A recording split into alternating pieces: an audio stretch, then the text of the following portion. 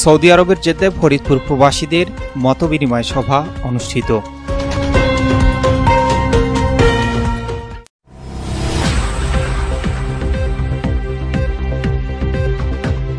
আপনারা দেখছেন প্রবাসী সংবাদ। আসসালামু আলাইকুম। এমকে টেলিভিশনের প্রবাসী সংবাদে আপনাদের আমন্ত্রণ জানাচ্ছি আমি ইফতেখার। শুরুতেই শুনলেন সংবাদ শিরোনাম, এখন বিস্তারিত।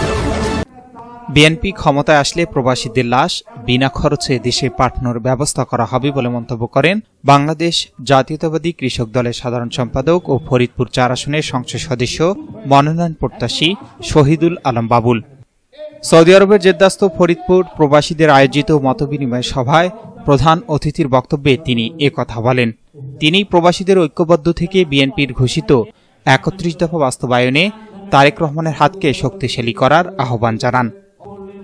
অনুষ্ঠানে সভাপতিত্ব করেন আব্দুস সোবহান ভুইয়া, আওলাদ হোসেন ও আমজাদ খানের সঞ্চালনায় এতে প্রধান বক্তা ছিলেন সৌদি আরব পশ্চিমাঞ্চল বিএনপির আহ্বায়ক আব্দুল মান্নান। বিশেষ অতিথি হিসেবে উপস্থিত ছিলেন মীর মনিরুজ্জামান তপন, খেফায়েতুল্লাহ কিসমত, গিয়াসউদ্দিন, মাইন চৌধুরী, আলমগীর হোসেন, মাওলানা আসাবউদ্দিন, রফিকুল হক চৌধুরী, সালাউদ্দিন, ওয়াহিদ পাশা, হানি সরকার উজ্জ্বল, মনোয়ার খান সহ আরও অনেকেই।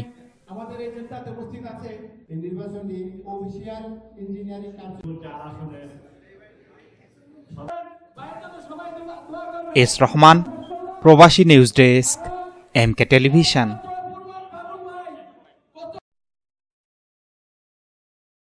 শেষ করছি নিয়মিত প্রবাসী সংবাদ। এতক্ষণ আপনারা আমাদের সাথে থাকার জন্য অসংখ্য অসংখ্য ধন্যবাদ।